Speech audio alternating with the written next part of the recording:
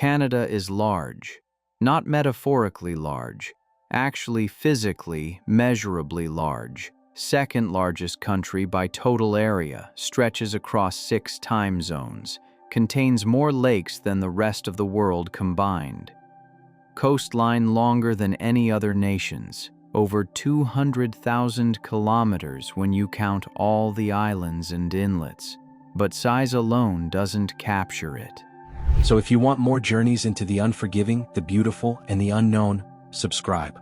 Hit that button and join us as we explore the places that don't fit on postcards. What makes Canada impossible is contrast, the compression of extremes into one continuous landmass. You can stand where temperatures drop to -50 and drive to where orchards grow Mediterranean fruit. You can watch polar bears in the morning and sit on a beach by evening if you're willing to fly far enough. This is not exaggeration. This is geography on a continental scale operating by rules that seem contradictory. If you haven't already, subscribe, because we're about to travel through terrain that defies easy summary. The country organizes itself into regions that barely seem related. The Atlantic provinces cling to rocky shores in the east. Quebec and Ontario anchor the center where most people live. The prairies stretch flat and endless. British Columbia rises into mountains against the Pacific. And the north, the territories, extend into Arctic emptiness that most Canadians never see. 5 regions minimum, more if you subdivide. One country, theoretically unified. Start in the east where Canada begins if you're arriving from Europe. Newfoundland sits farthest into the Atlantic, closer to Ireland than to Vancouver. The island is rock and fog and fishing villages that have survived because adaptation was the only option. The coast is jagged. Bays cutting deep inland, cliffs dropping straight to ocean. Towns cluster in protected harbors because exposure kills. The weather here is famously unpredictable. Fog rolls in without warning. Wind arrives suddenly. Locals say if you don't like the weather, wait 5 minutes. This is not charming idiom. It is functional advice. Icebergs float past the coast each spring. Massive chunks calved from Greenland glaciers, drifting south on Labrador Current. They are impossibly white against gray water. Some are blue inside, ice compressed so dense it absorbs all light except blue wavelengths. They melt slowly, surviving weeks in cold water before disappearing. Watching an iceberg from shore is disorienting. Scale is difficult to judge. What appears small is actually enormous. 90% of the mass is underwater. What looks stationary is actually moving, just slowly enough that motion is invisible moment to moment. The fishing industry here collapsed decades ago. Cod stocks that seemed infinite were depleted through overfishing and mismanagement. Moratoriums were imposed. Communities that had fished for generations suddenly had no livelihood. Populations declined. Young people left. Towns that once thrived now struggle. But Newfoundland persists. Tourism has grown. People come for icebergs, whales, remoteness.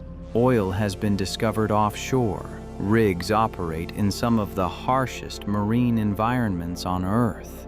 The economy has diversified, not by choice, but by necessity. The accent here is distinct.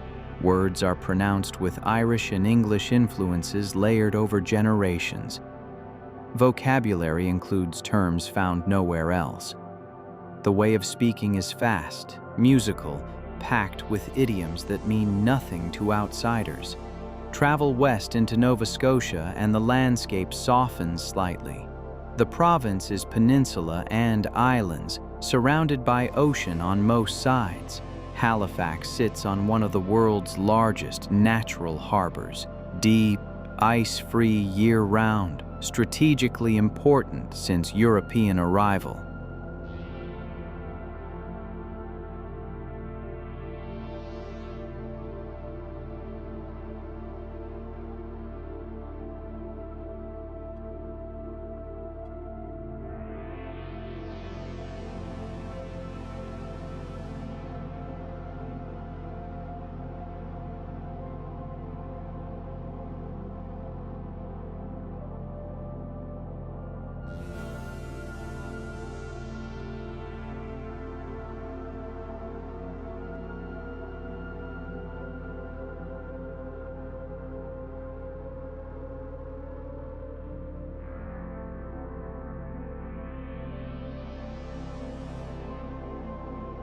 The city is naval, commercial, educational. Universities cluster here.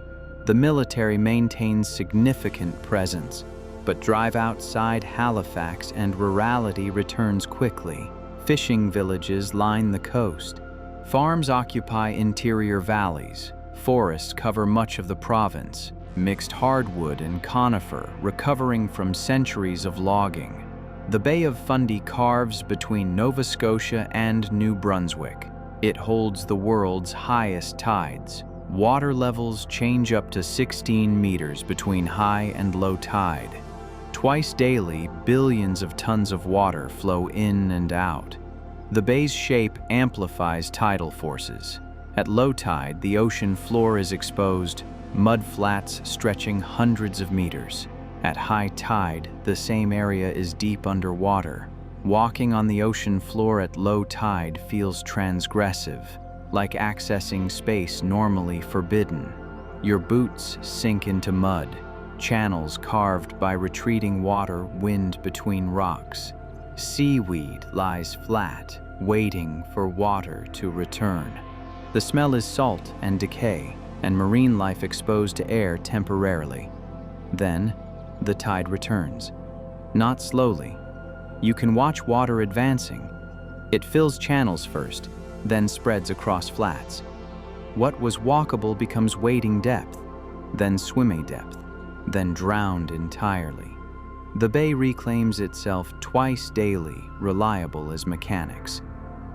New Brunswick is forest and river. The St. John River runs through the province's center, draining into the Bay of Fundy through a narrow gorge. At certain tides, the river reverses. Ocean water pushes upstream, creating rapids that flow backward. It is called the Reversing Falls, though technically it is reversing rapids. The river and tide fight twice daily. Sometimes the river wins, sometimes the tide wins. The outcome depends on timing. This is bilingual province officially. English and French share equal status. Signs are printed in both languages. Government services are offered in both. The northern and eastern parts of the province are predominantly Francophone. Acadian communities that trace ancestry to French settlers who arrived in the 1600s. Acadian history is painful. In the mid-17th century, the British expelled Acadians who refused to pledge unconditional allegiance. Communities were destroyed. Families were separated. Thousands were deported to American colonies, France, England. Some eventually returned. Others scattered. The deportation, le grand dérangement, remains cultural trauma, remembered and taught. Move into Quebec and the language shifts entirely. French is dominant. Not the French of France, Quebecois French with distinct pronunciation, vocabulary expressions. The difference is noticeable. European French speakers and Quebec French speakers understand each other, but accents and word choices differ. Quebec City sits on cliffs above the St. Lawrence River. It is the only walled city north of Mexico. Fortifications built during colonial conflicts, preserved now as historic site. The old town, Vieux-Quebec, is cobblestone streets and stone buildings and steep stairways connecting upper and lower town. UNESCO designated it World Heritage Site for architecture and historical importance.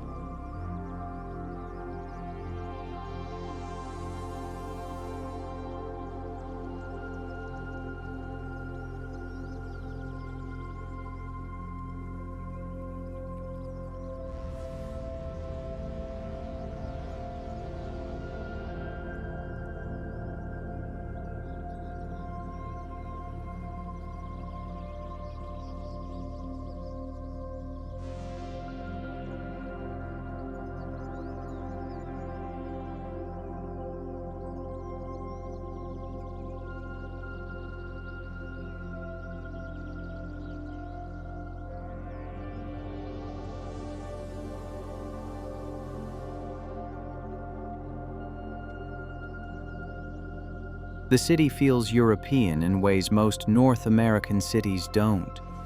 Proportions are different, streets are narrower, buildings are older or built to look older. Cafes serve espresso and pastries. Church spires dominate skylines. But Quebec City is not museum. It is functioning city. Government operates here. Quebec's National Assembly, not provincial legislature, because Quebec considers itself a nation within Canada. This distinction is not trivial. It reflects identity, history, political philosophy. The question of Quebec sovereignty has shaped Canadian politics for decades. Referendums were held, 1980 and 1995, asking Quebecers if the province should separate.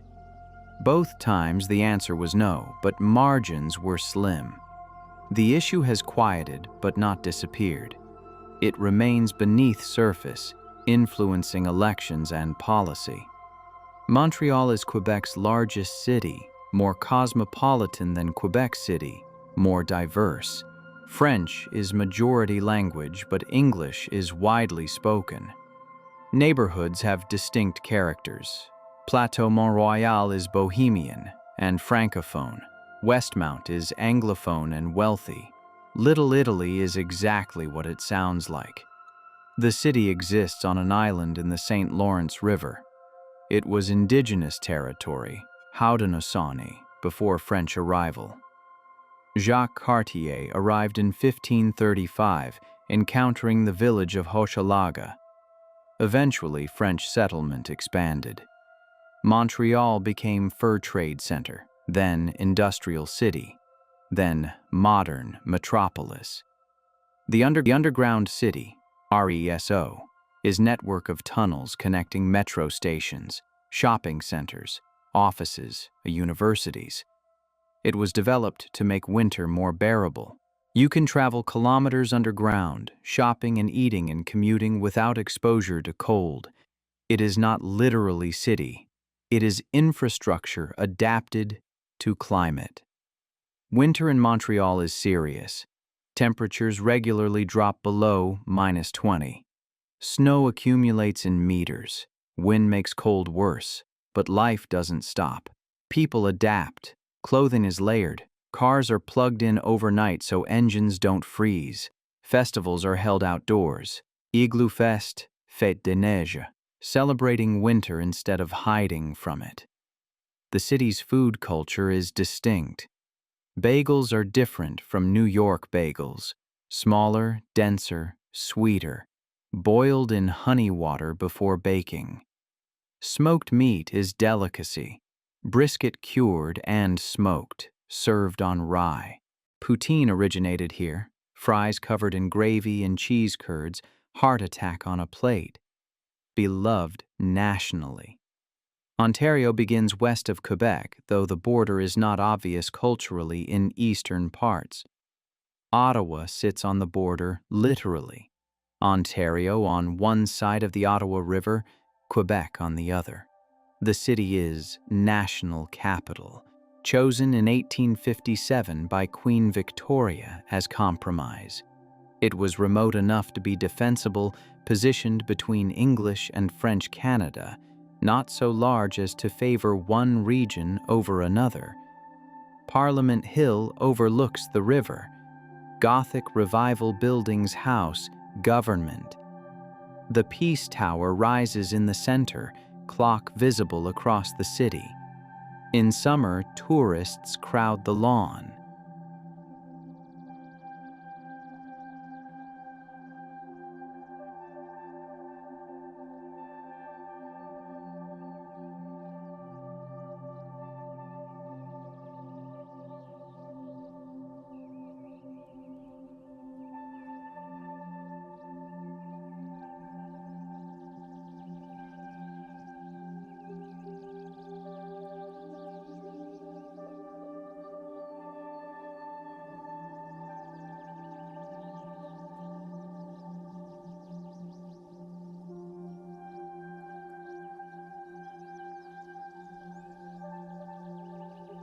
In winter, the Rideau Canal freezes and becomes skateway. 7.8 kilometers of ice maintained daily, connecting downtown to suburbs. People skate to work.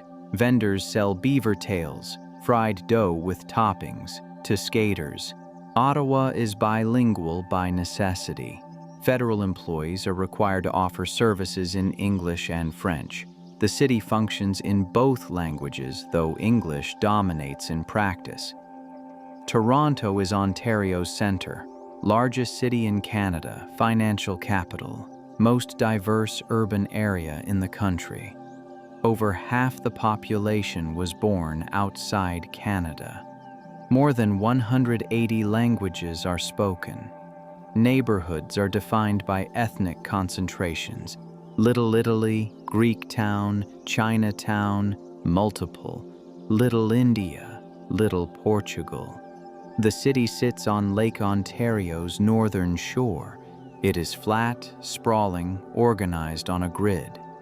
Yonge Street runs north-south, once recognized by Guinness as longest street in the world, though that record was later discontinued due to definitional disputes.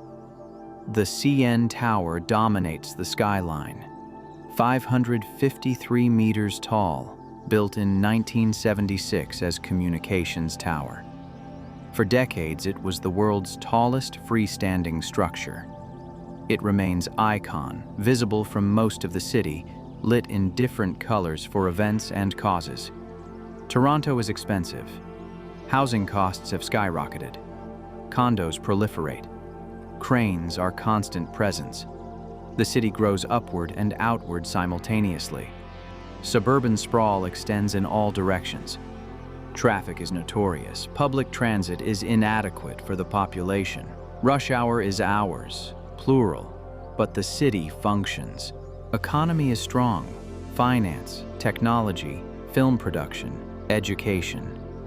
Universities attract international students. Companies establish headquarters here.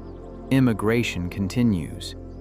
Toronto is often described as multicultural, but that word is insufficient. The city is layered culturally, not melted, not even mixed thoroughly, but coexisting. Communities maintain distinct identities while participating in shared urban space. You can eat Somali food, then walk to Vietnamese grocery, then attend Tamil festival. The city doesn't demand assimilation, it accommodates difference. Niagara Falls sits an hour south. The falls are tourist spectacle. Hotels, casinos, attractions crowd both sides of the border. But the falls themselves are genuinely impressive. The volume of water is staggering. More than 750,000 gallons per second during peak flow. The sound is constant roar. Mist rises in clouds visible from distance. There are actually 3 waterfalls: Horseshoe Falls on Canadian side, American Falls, and Bridal Veil Falls on US side. Horseshoe is largest, carrying 90% of the water flow. Boats take tourists into the basin below the falls. Passengers wear ponsets, plastic raincoats that barely help against the drenching. The boat approaches close enough that the falls tower overhead. Water hammers down. Everything is noise and mist and cold spray. It is exhilarating and uncomfortable simultaneously. The Niagara River connects Lake Erie and Lake Ontario. The falls exist because of geology, resistant cap rock over softer layers.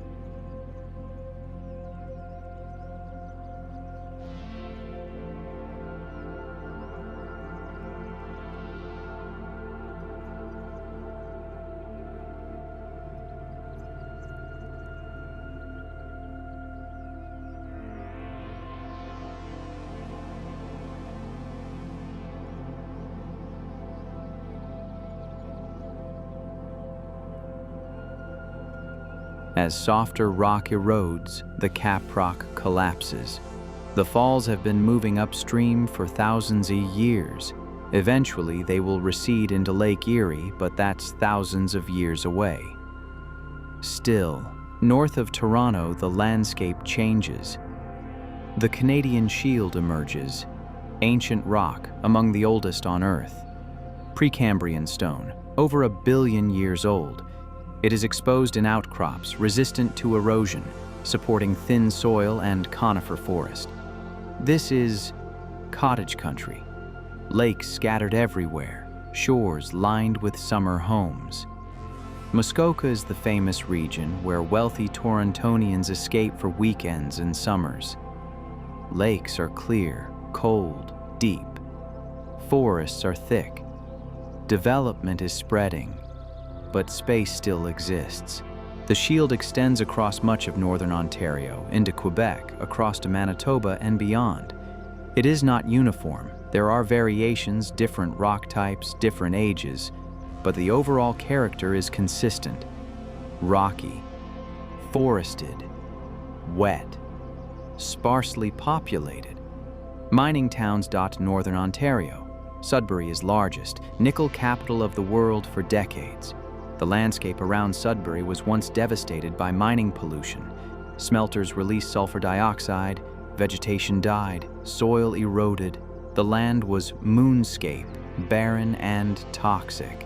Remediation efforts have been extensive. Trees have been replanted, millions of them. Air quality has improved. The land is recovering, but scars remain visible. Thunder Bay sits at Lake Superior's northwestern tip. It is gateway to the west, Port City shipping grain from prairies, the lakehead they call it. Beyond here, the Shield continues, but the economy shifts. Drive west from Thunder Bay and space opens up. Trees thin, rock gives way to soil. The Shield ends and the prairies begin, not abruptly, but gradually. The transition zone is muskeg and scrub forest, then aspen parkland, then finally grassland. Manitoba is where prairie truly starts. Winnipeg sits at the confluence of the Red and Assiniboine rivers. The city is isolated. Nearest major city is 6 hours away in any direction. This isolation shaped its development. It became regional hub by necessity.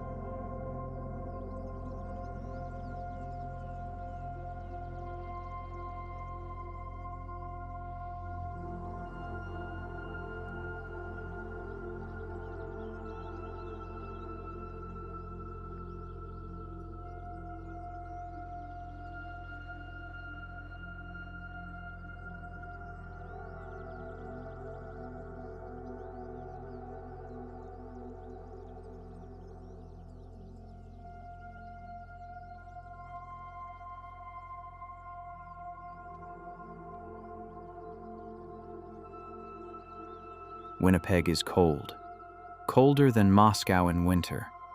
The city has earned nickname Winterpeg and wears it without pride. January temperatures average -16, but cold snaps bring -40. Wind makes it worse. The city is flat and exposed. Nothing blocks wind sweeping down from the Arctic, but summers are hot. Temperatures rush into the 30s. Humidity is high. Mosquitoes are legendary. The Red River floods regularly, most famously in 1950 and 1997. The city has built floodway, massive ditch that diverts water around the city.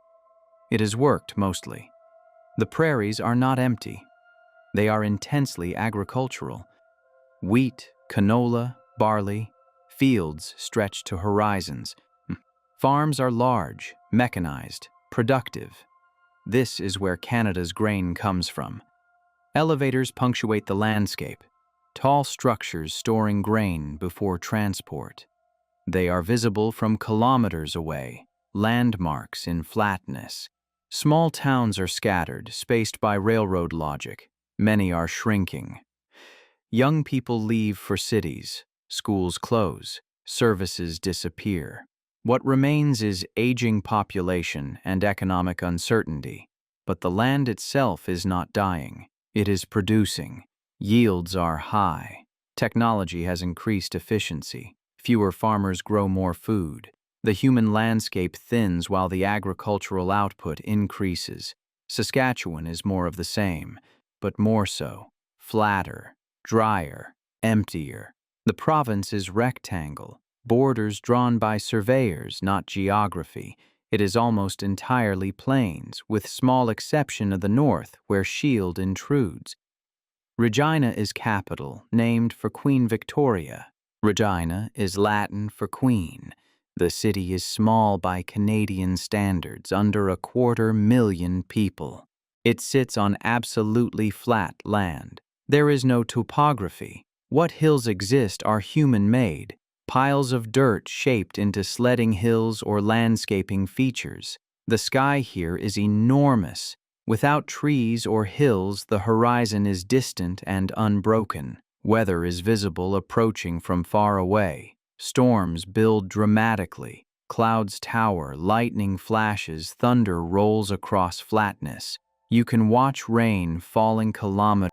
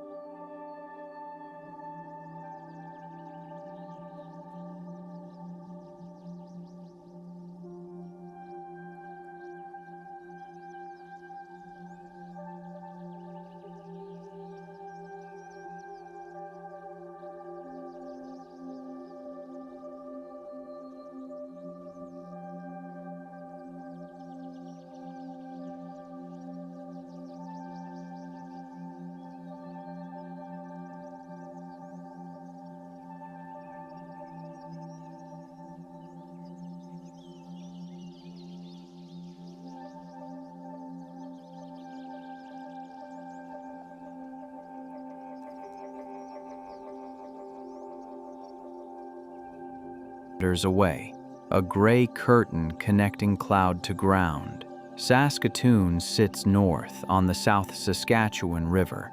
It is larger than Regina, more economically diverse. The university is major employer. Potash mining is significant. Saskatchewan has massive potash deposits, critical for fertilizer production. The northern part of the province is different. Boreal forest replaces prairie. Lakes appear. The population is more indigenous.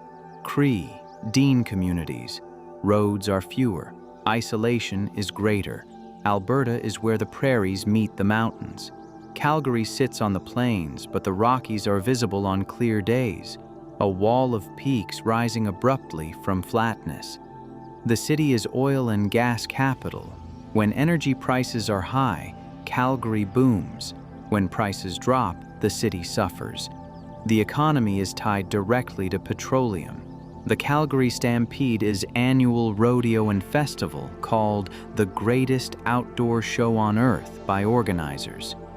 For 10 days in July, the city becomes Western-themed. Pancake breakfasts are served everywhere. People wear cowboy hats and boots. Events include bull riding, barrel racing, chuck wagon races. The event celebrates ranching heritage, which is real but often romanticized. Southern Alberta was ranching country, cattle raised on open range. That era has passed mostly. Ranches still exist, but they are businesses, not frontier adventures. Edmonton sits farther north, also tied to oil industry. It is capital city, government center. Winters are cold, colder than Calgary because it's farther north and away from mountain influence. The city has built extensive pedway system, enclosed walkways connecting buildings downtown, allowing people to move without going outside. West Edmonton Mall was once the world's largest shopping mall. It contains amusement park, water park, ice rink, miniature golf, aquarium. It is monument to consumerism and Edmonton's oil wealth during boom years. But drive west from either city and the landscape transforms. The Rockies rise suddenly from the plains, not gradually. The foothills are brief, then mountains, steep, jagged, high. The Front Ranges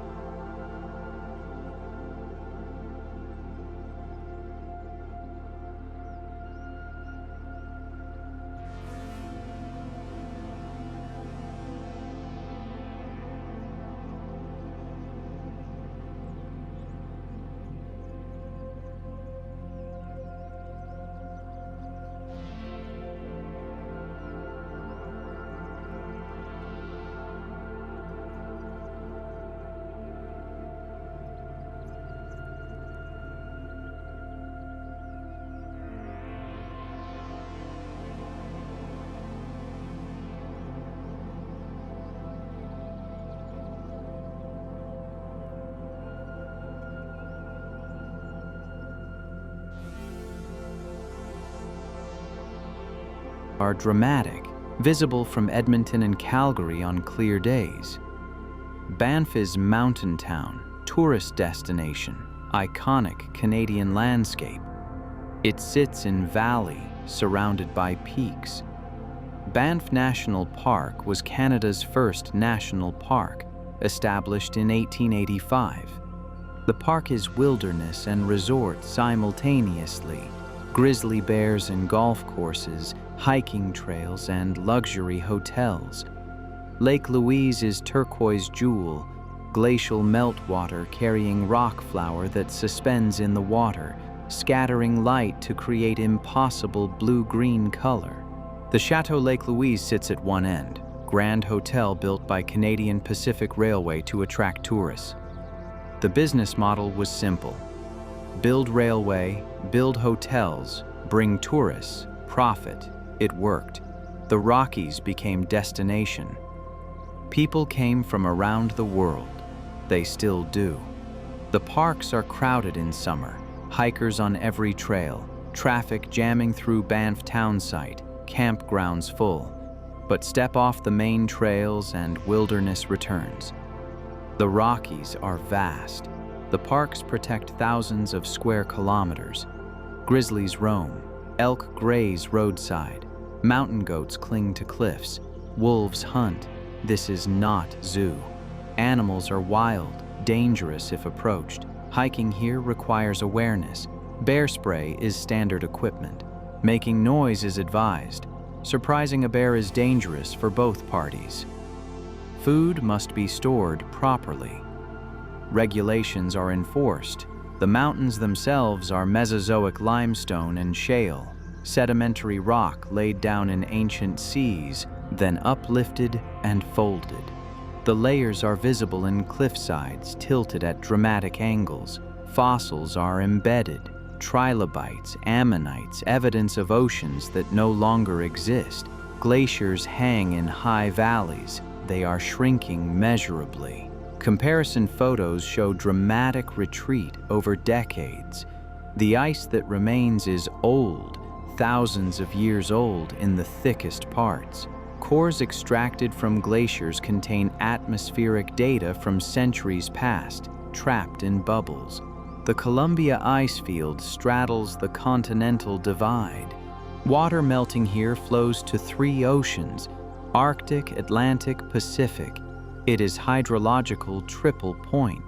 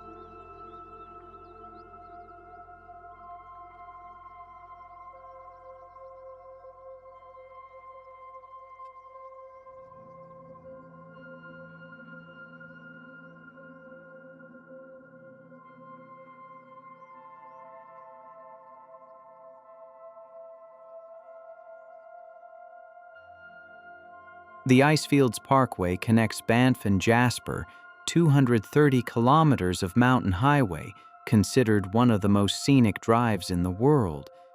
Peaks tower on both sides, glaciers are visible, waterfalls tumble down cliffs.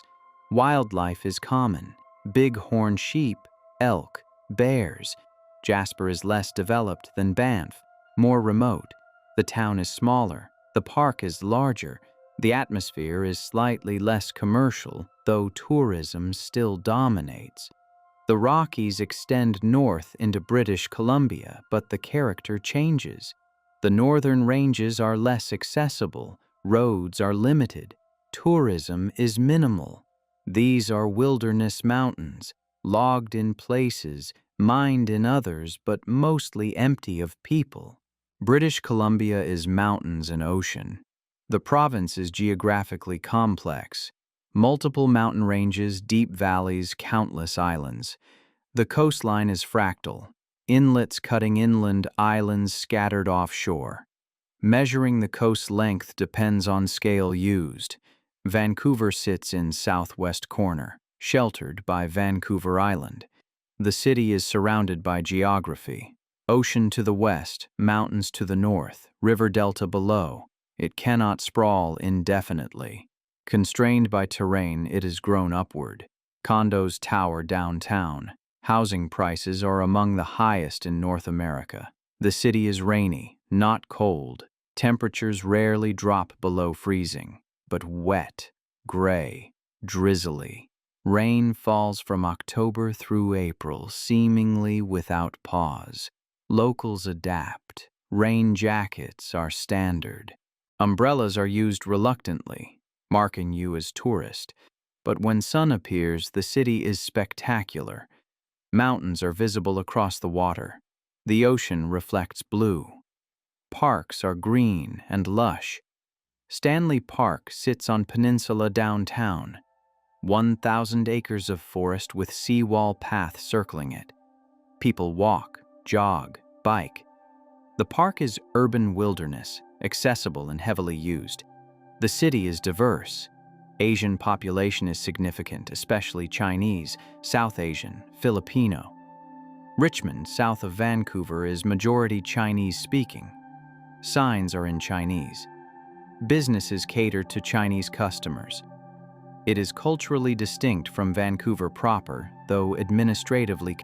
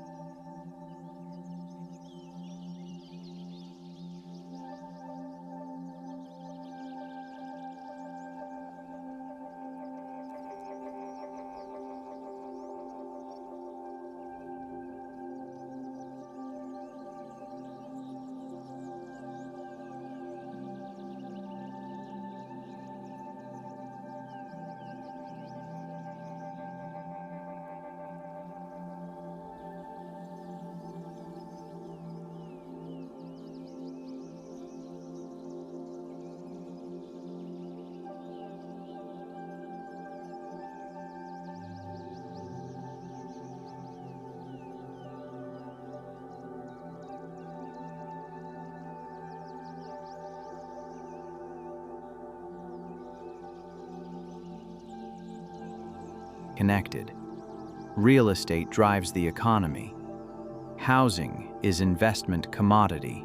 Foreign money has flowed in, though regulations have tried to slow this. Prices have made the city unaffordable for many. Young people leave. Service workers commute from suburbs hours away, but people stay because the city is beautiful, because the ocean is accessible, because you can ski in the morning and sail in the afternoon if you have money and time. The lifestyle is marketed heavily. The reality is often traffic and rain and unaffordable rent. Vancouver Island sits offshore, separated by Strait of Georgia.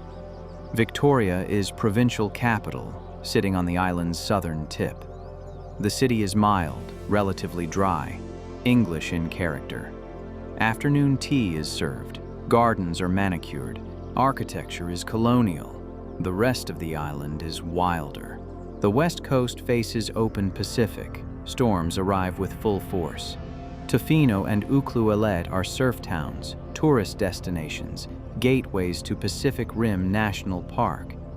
Beaches are wide and sandy. Waves are powerful. Forests are temperate rainforest, Sitka spruce, western red cedar, hemlock. Trees grow enormous given time.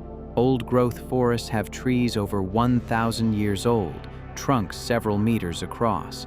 Logging has been contentious. The industry is historically significant. BC's economy was built on timber, but old-growth forests are rare now. What remains is protected or fought over. Protests have occurred. Arrests have been made. The conflict between economy and environment is not resolved. North of Vancouver, the coast becomes archipelago. Islands cluster. Channels wind between them. The Inside Passage navigates this maze, route used by ferries, cruise ships, fishing boats. It is sheltered water protected from open ocean by islands. Indigenous communities are scattered along the coast.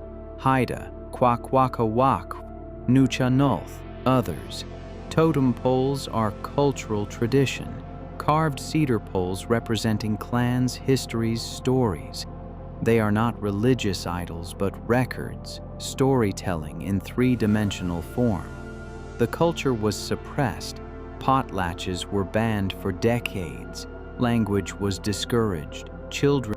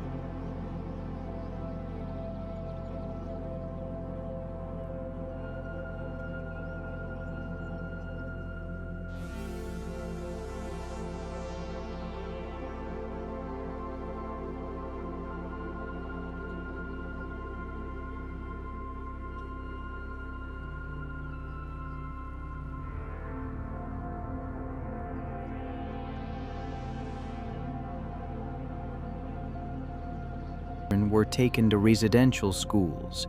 Government policy intended to assimilate indigenous people by removing children from families and culture. The schools were abusive. Many children died. Survivors carry trauma. The policy is now recognized as cultural genocide. Reconciliation is official goal, but progress is slow. Land claims are unresolved. Drinking water is unsafe in many communities. Housing is inadequate. The disparity between stated values and actual conditions is stark. Move now into the north. The territories, Yukon, Northwest Territories, Nunavut, comprise 40% of Canada's land area, but hold barely 100,000 people total. The north is vast and empty. Communities are isolated. Roads are few. Yukon is mountainous. The Klondike Gold Rush brought thousands in the 1890s, prospectors chasing rumors of gold in creeks. Some struck it rich, most didn't. Dawson City boomed, then declined when gold dwindled. The town remains, preserved as historic site, tourist destination. Whitehorse is territorial capital, sitting on the Alaska Highway. The highway was built during World War II, military project connecting Alaska to lower 48 states. It was constructed rapidly, under harsh conditions. The road opened in 1942. It remains main route north. Winter here is extreme. Temperatures drop to -40 regularly. Daylight is minimal, 4 or 5 hours in December. The sun barely rises above the horizon, but summer reverses this. In June, the sun barely sets. Midnight sun. Twilight lasts all night. You can read outside at midnight without artificial light. The landscape is taiga, boreal forest of spruce and pine, underlain by permafrost. The ground is frozen year-round below surface layer. In summer, the top meter thaws, creating boggy conditions. Trees cannot root deeply. They grow slowly, stunted by cold and short growing season. Wildlife includes caribou, moose, grizzly bears, wolves. The animals are adapted to cold. Thick fur, large bodies, behavioral strategies. Caribou migrate hundreds of kilometers following seasons. The porcupine caribou herd numbers over 200,000 animals. Migrations are ancient, routes passed through generations. Northwest Territories is larger, even less populated. Yellowknife sits on Great Slave Lake. Territorial capital, Diamond Mining Center. Diamonds were discovered in the 1990s. Mines were developed. The industry brought wealth, jobs, but also environmental concerns. Great Slave Lake is massive, 10th largest lake in the world, deepest in North America.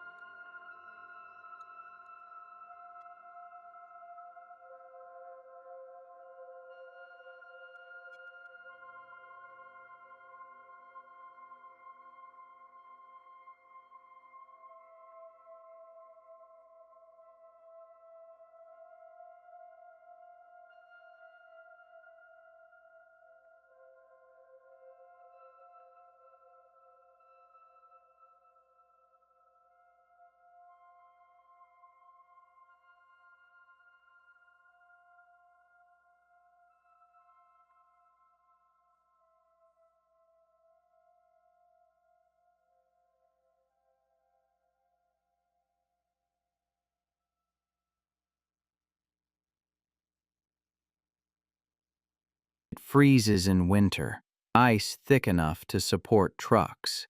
Ice roads are built connecting communities otherwise isolated. Supplies are trucked in during winter months when roads exist. In summer, transport is by barge or air. Nunavut is Nuus territory, created in 1999 from eastern portion of Northwest Territories. It was land claim settlement with Inuit, giving them self-governance over traditional territory. The territory is enormous, over 2 million square kilometers, mostly Arctic tundra and islands. The population is about 40,000, mostly Inuit. Communities are small, scattered, accessible only by air year-round. There are no highways connecting Nunavut communities to the rest of Canada. Supplies arrive by plane or sea lift, ships bringing cargo during brief summer when seas are navigable. The cost of living is astronomical. Food is expensive. Milk can cost over $10 per liter. Fresh produce is scarce, often poor quality after transport. Fuel is expensive. Housing is inadequate. Overcrowding is common. The climate is harsh. Much of Nunavut is Arctic desert. Precipitation is low, but cold preserves moisture. The landscape is tundra. Low shrubs, grasses, lichens, trees cannot survive.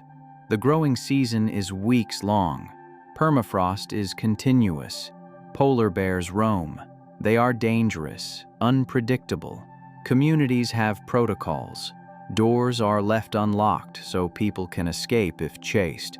Patrols watch for bears near town. Problem bears are relocated or, if necessary, killed. The ice is changing. Sea ice forms later, melts earlier. Hunters notice. Travel routes that were safe are now risky. Animals are shifting ranges. The Arctic is warming faster than anywhere else on Earth. The consequences are immediate for people whose lives depend on ice. Canada's north is not one thing. It is vast, varied, governed by cold, but not uniform. The communities are resilient, surviving through adaptation, through knowledge, through connection to land. But the north faces pressure. Resource extraction expands. Climate changes rapidly. Outside interest increases as shipping routes open. The Northwest Passage is becoming navigable, Arctic route between Atlantic and Pacific. Sovereignty questions arise. Who controls these waters? Canada claims them as internal waters. Other nations consider them international strait. The question is unresolved. Ships have transited. More will come. The Arctic is becoming accessible, which brings opportunity and threat simultaneously. Return now south to consider what holds Canada together. The country is not naturally unified. Geography separates more than it connects.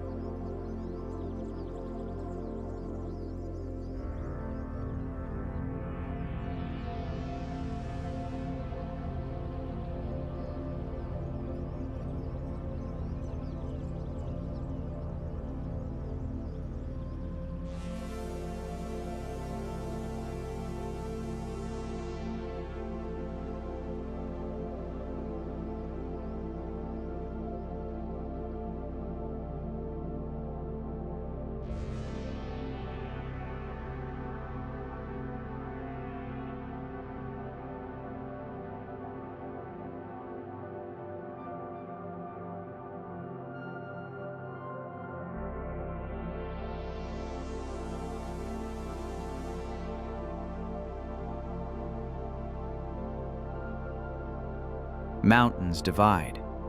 Distance isolates. Climate varies drastically. Historically, Canada formed through political decisions more than organic cohesion. Provinces joined confederation for pragmatic reasons: economic, defensive, administrative. The country was constructed, not inevitable. The threats to unity are real. Quebec has flirted with separation. Western provinces resent federal policies perceived as favoring Ontario and Quebec. Atlantic provinces feel neglected. The North is ignored except for resources. Yet Canada persists. Partly through institutions, parliamentary system, universal health care, cultural policies, partly through identity defined by what it is not. Not American, though defining yourself by negation is unstable foundation. Canadians often struggle to articulate what makes them Canadian. Politeness is cliché. Multiculturalism is official policy but complicated in practice. Hockey is unifying but trivial ultimately. Perhaps what holds Canada together is the ongoing negotiation itself. The country functions because it continually renegotiates relationships between regions, languages, between cultures, between urban and rural, between resource extraction and environmental protection, between past injustices and future promises. The country is not a finished product. It is an argument that never quite ends. Policies change, attitudes shift, demographics evolve, immigration reshapes cities. Technology compresses distance but does not erase it. A flight from Vancouver to St. John's still takes nearly as long as crossing Europe. A truck from Toronto to Yellowknife still crosses vast stretches where radio fades and towns thin. What looks unified on a map is experienced as separate realities on the ground. Energy workers in Fort McMurray live different lives than fishers in Lunenburg. Tech workers in Vancouver see a different Canada than nurses in Iqaluit. Farmers in Saskatchewan measure time by rain and frost. Office workers in Toronto measure time by transit delays and rent increases. None of these experiences are fake. All of them are Canada. The national story is often told as compromise. That is accurate but incomplete. It is also friction. It is also endurance.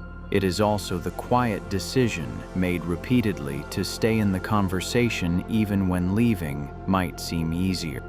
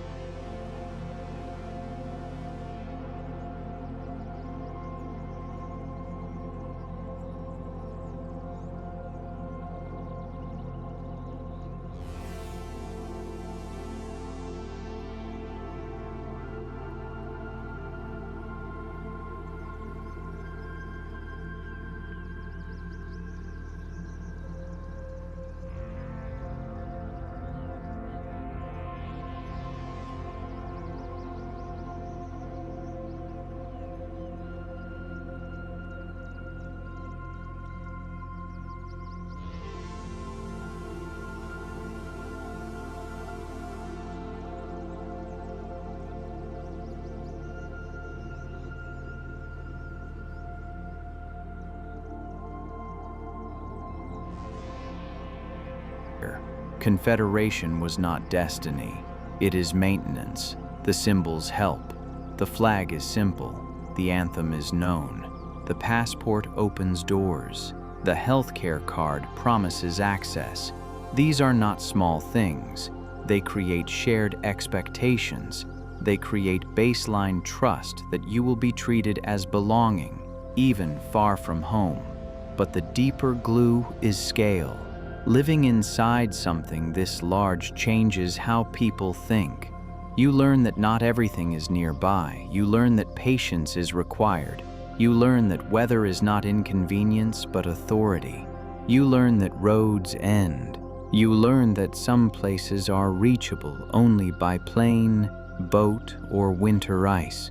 You learn that maps lie by making everything look closer than it is. Canada teaches spatial humility. It reminds you that human systems sit on top of geology, climate, and time, not the other way around. It reminds you that borders are lines on ancient rock. It reminds you that forests burn, rivers flood, ice melts, and coastlines move, regardless of policy. And yet people build anyway. They farm anyway. They fish anyway. They mine, log, code, teach, govern, and raise families anyway. They make jokes about weather while preparing for it seriously. They complain about distance while relying on it for identity. They argue about unity while practicing it by default. This is the paradox. Canada works not because it is simple, but because it is complex and still operational. It is a country held together by negotiation, distance, memory, and habit. It is not loud about itself. It does not demand admiration. It simply continues. And maybe that is the point. A place this big cannot be summarized. It can only be crossed, lived in, and slowly understood. Every kilometer adds context. Every region adds contradiction. Every winter and summer redraws priorities. Canada is not just large. It is layered. It is slow. It is stubborn. It is unfinished. And that is exactly why it keeps going. From the fog-bound wharves of the Atlantic to the wind-polished tundra of the Arctic, from prairie horizons to rainforest valleys, the country stretches not just in distance, but in lived experience. You can measure it in kilometers, but you feel it in time, in travel, in accents, in recipes, in the way people prepare for winter and celebrate summer. The same flag flies over places that barely resemble each other, and yet the mail arrives. The laws apply, and the idea of being part of the same state persists, carried by routine more than rhetoric, by habit more than hype, by people who keep showing up, even when the distances are long and the weather does not care.